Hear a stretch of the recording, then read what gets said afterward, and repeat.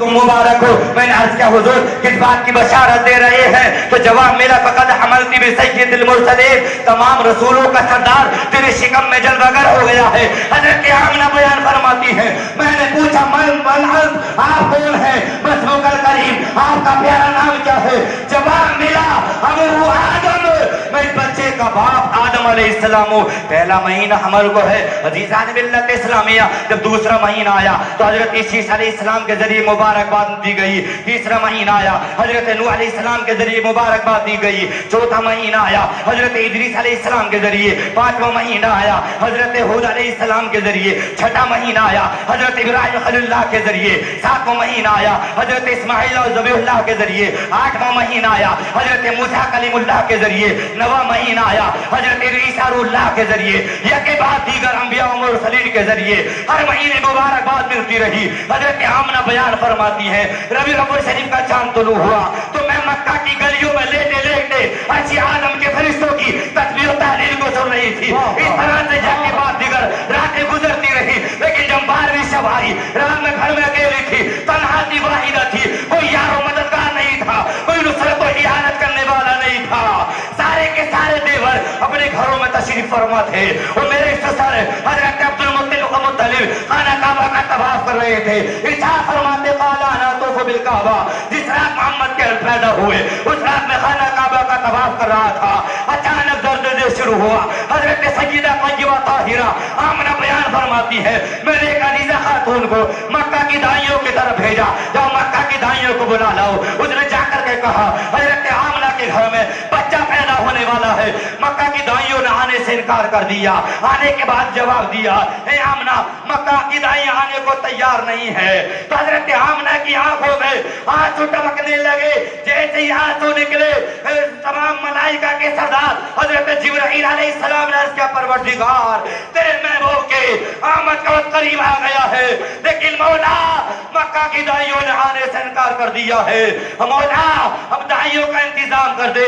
रब ने इरशाद फरमाया, मक्का की दाइयों ने आने से इनकार नहीं किया है, बल्कि मक्का की दाइयों को हमने खुद नहीं आने दिया है, इसलिए कि मक्का की दाइयां है ना पाक, हमारा महबूब है पाक, हम पाक महबूब के लिए पाक दाइयों का इंतजाम करेंगे। वाह वाह, नारे तकबीर, नारे रिसालत, नारे गौसियत, मसलके आला हजरत आमदे मुस्तफा।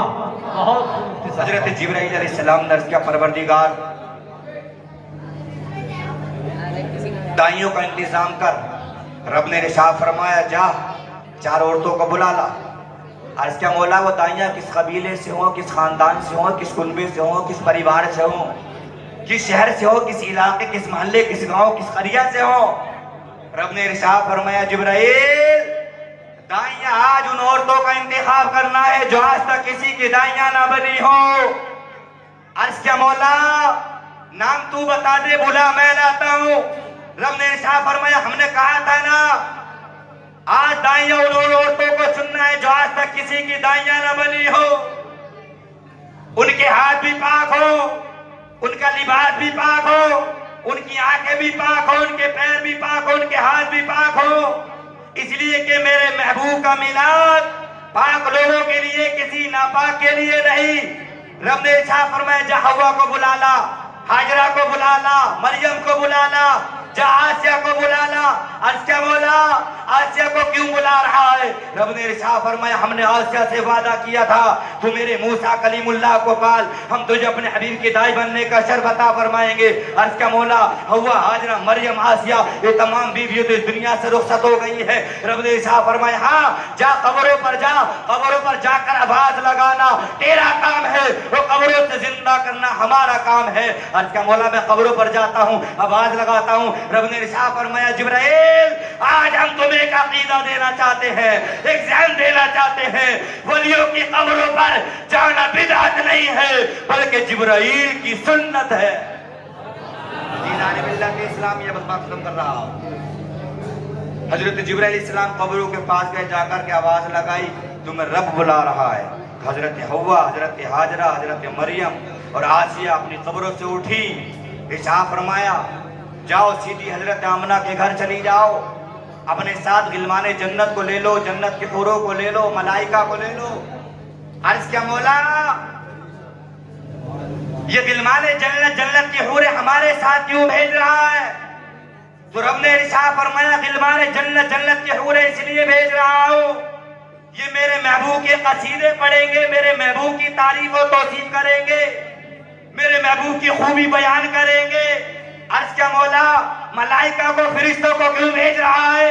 रब ने इरशाद फरमाया, मलाइका को हम इसलिए भेज रहे हैं ताकि मेरे महबूब की विलादत की खुशी में जुलूस निकाल कर दुनिया वालों को ये ज़हन देंगे कि जुलूस निकालना बिदअत नहीं है, बल्कि जिब्राइल और मलाइका की सुन्नत है। सबसे पहले जुलूस निकाला तो मलाइका ने निकाला, जिब्राइल ने निकाला। तो हजरत आमना के घर पहुंचे तो दरवाजा बंद है, कुंडी लगी हुई है, दर्द ज़िह की वजह से अचानक हजरत आमना की आंखें बंद थी। अचानक आंखें खुली तो देखा सारा घर मुनव्वर रोशन है। इरशाद फरमाया, खूबसूरत बीवी हो, हसीन व जमील, तुम मेरे घर में कहाँ से आ गई, क्यों आ गई, कहाँ की रहने वाली हो? हैरत की निगाह से देखा तो हजरत हव्वा ने जवाब दिया कि तुमने हमें पहचाना नहीं है, मैं दुनिया के सबसे पहले इंसान हजरत आदम अलैहिस्सलाम की शरीक हयात हूँ। हजरत हाजरा हजरत मरियम से आगे बढ़ी हो। इरशाद फरमाया, तुम हमें नहीं पहचान रही हो, मैं हजरत इब्राहिम खलीलुल्लाह की शरीक हयात हूँ, हजरत इस्माइल ज़बीहुल्लाह की वालिदा मोहतरमा हूँ। मरियम ने कहा कि तुझे मेरी शनाख्त नहीं हो पा रही है, मैं ईसा रुल्लाह की वालिदा हूँ। आज से आगे बढ़ी हो। आगे बढ़ने के बाद इरशाद फरमाया, आमना, मैं मूसा कलीमुल्लाह को पालने वाली हूँ, और हैरत की निगाह से हमें देख रही हो कि हमसे ज्यादा किसी को खूबसूरत तुमने नहीं देखा। तो हजरत आमना ने बयान फरमाया, हाँ, दुनियावी कोने कोने से, दुनियावी चप्पे चप्पे से, गोशे गोशे से हर तरह का इंसान आता है, लेकिन आज तक तुम जैसा मैंने हसीन और जमील नहीं देखा।